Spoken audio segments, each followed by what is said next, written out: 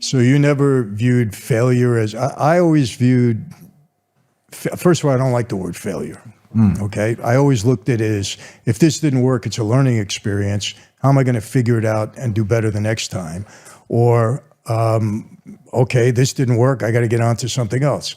So you have that entrepreneurial spirit and that determination and motivation. That's what started you on this path right now. It's always been work. Absolutely. And how did it get to the point where, okay, this is working, and now I got this? What was it? What was it that you and Andrew started?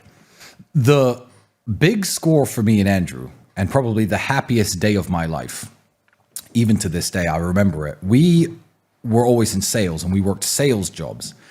And the first time I ever tasted real money, we used to sell television advertising campaigns. We'd call companies that don't advertise on TV, and we try to sell them a campaign. So my brother didn't like the guys he worked for. Him and another senior salesman started a new company doing exactly the same thing so they could be in control of the company. And I was working for them as a salesman.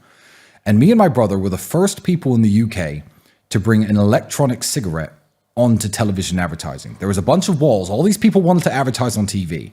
And we had this really good agent who was in charge of a process called Clearcast, which is checking the advertising standards and seeing if a product can be advertised on TV or not. And the company, I'm not going to say the company's name, they've probably gone out of business by now, was the first electronic cigarette company ever to be advertised on TV, because we managed to bend the rules to get the advert through. A couple months later, so me and Andrew made a lot of money. I mean, to us back then, $35,000, $40,000 each on this big deal, this $1 million deal, and we were super happy. And we assumed that we'd made it. We thought, okay, no, we've killed it now, because every month this guy's going to give us this much money. We're on $75,000, $80,000 a month now combined. So it's month one. We've got this money. What do? Let's buy an Aston Martin. Let's buy a car. I'm 22. No. I'm 23 and a half at this point.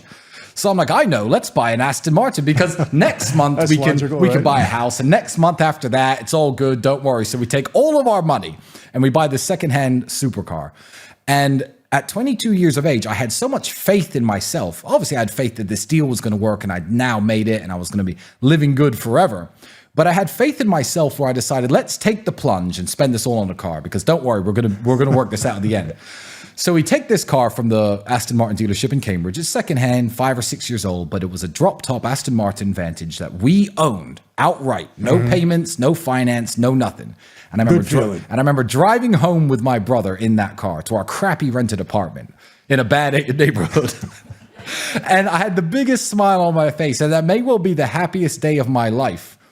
And the saddest day of my life was probably 29 days later, when Clearcast, the advertising standards agency, put a blanket ban on all electronic cigarette products on TV. I lost the contract, lost the deal. 3 months later, I remember looking at that car outside, not having money to put gas in it, and just thinking, well, that was stupid. But that was our, and then obviously because we had that car, we did sell it, and we did have that capital. That $60,000, $70,000 was very useful for the kickstart we needed. But that was after years and years of selling TV advertising campaigns for coffee, lip balm, making $3,000 or $4,000 a time. But that was the first time I ever felt like I was rich. And in theory, I was. And it all went wrong 29 days after that. Yeah. We were I think that's the only electronic cigarette brand ever to run an advert on British television. And that was the story of how I bought my first supercar, I guess. But that was the first time I felt it.